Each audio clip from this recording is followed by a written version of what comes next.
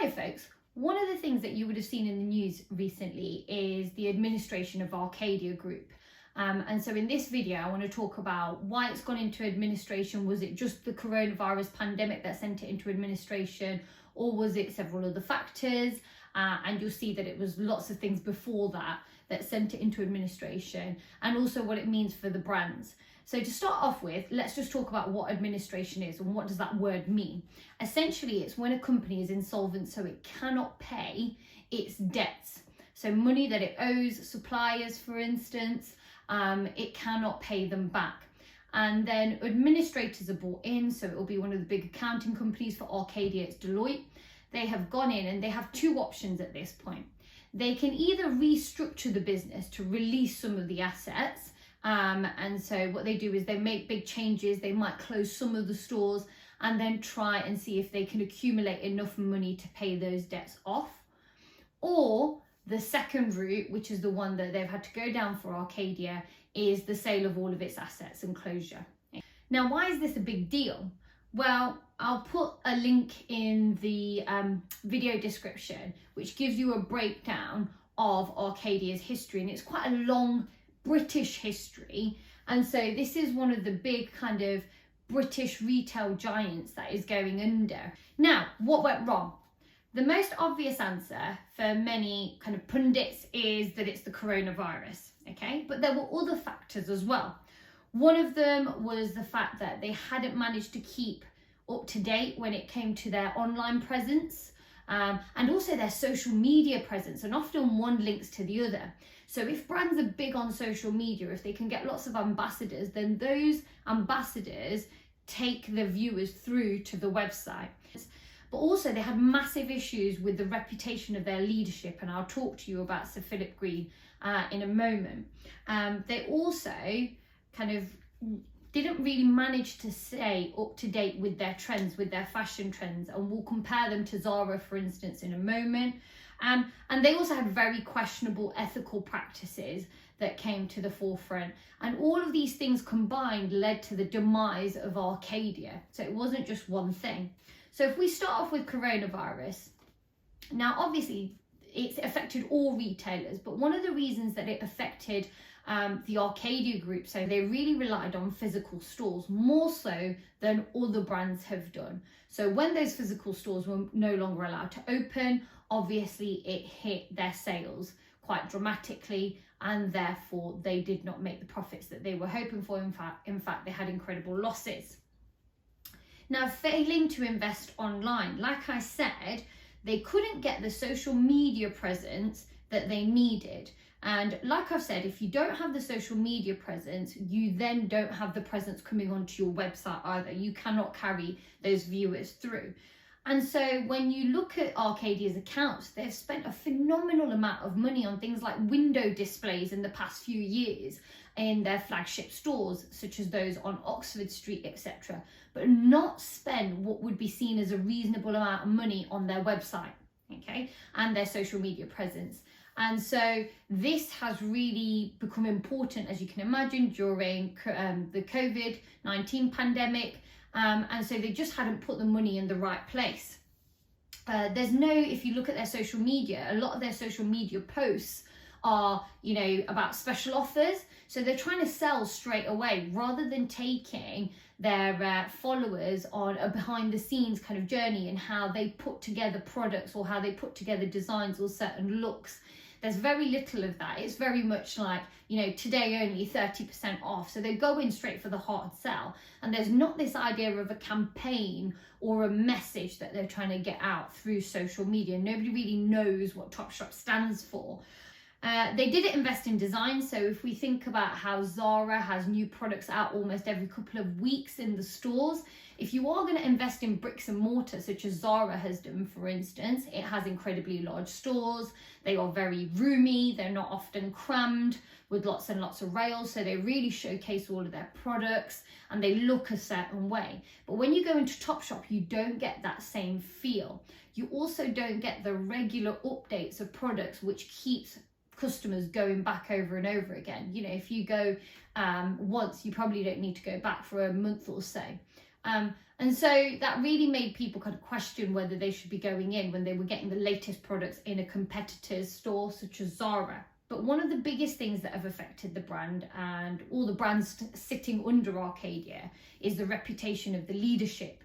Now, Sir Philip Green had bought BHS and it failed in 2016, and there was a massive deficit in the pension fund, and this really brought his name to light in the media and in the press, to the point where it became a household name and not often liked. And the reason being is that BHS was a well-loved British brand and everybody recognised that it had lost its way. And when he took it over, rather than investing a lot in it to revive it, what we saw was him pulling a lot of the assets out of BHS. And at the time there was a big debate because there was a massive deficit in the pension fund for their employees. So they had employees that had worked for them for several years and there was a chance that they were not going to get their pension. And there was a massive kind of campaign from MPs really to strip Sir Philip Green of his knighthood, because he had millions of pounds and there was real pressure on him to be able to pay those pensions and be able to pay some sort of compensation to those employees that had lost their livelihoods, essentially. Eventually, he did pay into the fund, but it's something that's constantly haunted him. So quite recently, Dominic Campbell, who he famously sold BHS to for £1, was sentenced to 6 years in jail for tax evasion for £2.2 million that he made in income through his initial, I think the initial takeover of BHS. So he'd made an incredible amount of money and avoided paying any tax. Those associations with that character, for instance, have really harmed the reputation of Sir Philip Green. It came to light during the 2018 Me Too movement that there were several allegations of bullying and sexual harassment by him, and he obviously claimed that, you know, he had nothing to do with any of them and that they are not true, but certainly it tarnished his name. As a result, Beyonce, who kind of oversees the Ivy Park brand and who had partnered up with Topshop and helped kind of propel Topshop to a very modern brand, pulled out and so distanced herself from Topshop. Similarly, Karen Brady, who's really respected in the business world and who you might know as a judge on The Apprentice, so working with Alan Sugar, stepped back from the board at Arcadia as well, because she said that her morals and her ethics did not align with the way that the company and particularly so Green were acting. In, I think it was 2005, he paid himself £1.2 billion and 4 times the amount, the company's pre-tax profits. So paid himself a massive sum, and it all went to his wife, who lives in Monaco, so therefore he didn't have to pay any UK taxes. And again, that raised massive concerns and really put a bitter taste in the mouth of, you know, UK citizens who wanted to go and buy from his stores, but knew that that wealth was not going back into the economy at a time when the country really needed it. The brand was really slow to create a sustainable strategy. So a lot of brands have been really commended for being quite transparent in the way that they make their garments. And Arcadia was quite slow to do that, so people didn't get that transparency. And this is in an environment where people are really passionate about the way that their clothes are made, and how the clothes on the high street are produced, and to be reassured that they are produced in an ethical manner and that people are paid fairly, etc. And this came into light even more during the COVID pandemic, when the treatment of the employees of those manufacturers that Arcadia uses came into question, because Arcadia refused to pay them and therefore those employees were not paid during a pandemic when they, you know, it's not easy to get other sources of income. So essentially, people have said that, you know, Sir Philip Green, who is at the helm of all of this, is a really good deal maker, but he's not a good retailer, and that is because he does not invest in his brands. And you can see evidence of that certainly with BHS. We saw it, we've seen it with Dorothy Perkins, we've seen it with Evans, we've seen it with Burton. None of them have managed to remain on the cutting edge of British fashion. To revive a brand like that and be seen as someone that is at the cutting edge of British fashion is extremely expensive. And what it seems is that he's very good at pulling assets out and money out of the companies rather than investing in them. And again, that doesn't really paint him in the best light. You know, at the same time as all of this is happening, he's investing in bricks and mortar and investing in these stores. You've got ASOS and Boohoo and Pretty Little Thing all rising in prominence because people don't see the need to go into those stores unless you have something that will bring them back over and over again. And going back to my previous point about Zara, who produce new clothes every few weeks to get people to go back.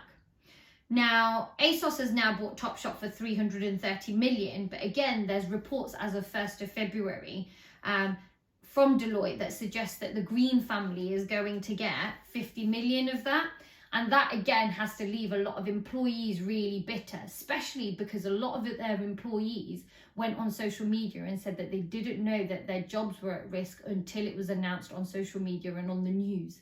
And so that didn't give them an opportunity to look for alternatives or anything like that.